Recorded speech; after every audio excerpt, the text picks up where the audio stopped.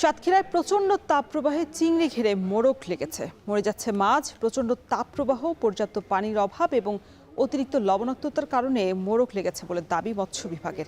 এ বিষয়ে বিস্তারিত জানাতে সাতক্ষীরা থেকে যুক্ত হয়েছেন আহসান রাজীব। রাজীব, চিংড়ির ঘেরে এই যে মোড়ক ঠেকাতে কি পরামর্শ দিচ্ছে মৎস্য বিভাগ?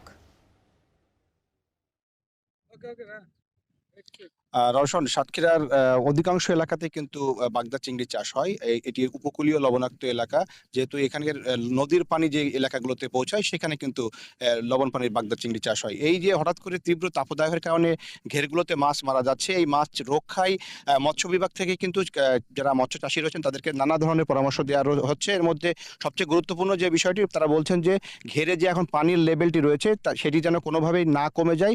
পানিতে কিন্তু বিশেষ করে ঘেরে কিন্তু পানি বেশি রাখার কথা বলা হচ্ছে, একই সাথে পানির গভীরতা যে ঘেরগুলো সেটি গভীরতা বৃদ্ধি করার কথা বলা হচ্ছে।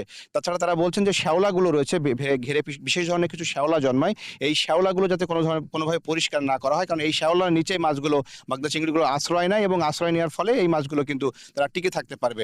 একই সাথে তারা বলছেন যে এখানে যে অ্যারোটার মেশিন রয়েছে, অক্সিজেনের ঘাটতি যাতে না হয়, অ্যারোটার মেশিন ব্যবহার করলে এই মড়ক কিন্তু অধিকাংশ মড়ক রক্ষা করা সম্ভব হবে। এছাড়া এখানকার যারা মৎস্য অফিসের কর্মকর্তা রয়েছেন, স্থানীয় যে কার্যালয়গুলো রয়েছে, উপজেলা কার্যালয়, সেখানে ঘেরের পানি এবং এখানকার যে মাটি সেটি পরীক্ষার ব্যবস্থা রাখা হয়েছে যাতে কোনো ধরনের ভাইরাসের সংক্রমণ না হয়, সে বিষয়টি কিন্তু এখানকার চাষিদের কিন্তু পরামর্শ দেওয়া হচ্ছে। তারা বলছেন যে তাদের কোনো চাষি যদি এই ক্ষেত্রে শঙ্কায় ভোগেন, তারা যেন তাৎক্ষণিকভাবে স্থানীয় যে উপজেলা যে মৎস্য অফিস রয়েছে সেখানে যোগাযোগ করলে তারা তাৎক্ষণিক সেখান থেকে সেবা পাবেন। সাতক্ষীরার অধিকাংশ এলাকাতেই কিন্তু ঘের এলাকা, এখানে 65,000-এরও বেশি মৎস্য ঘের রয়েছে, যেখানে কিন্তু সম্পূর্ণটাই বাগদা চিংড়ি চাষ করা হয়, লবণ পানির বাগদা চিংড়ি। তো এই সাতক্ষীরার অর্থনীতির একটি বড় অংশই কিন্তু এই বাগদা চিংড়ি কেন্দ্রিক, কারণ এই বাগদাটি শতভাগ রপ্তানিমুখী।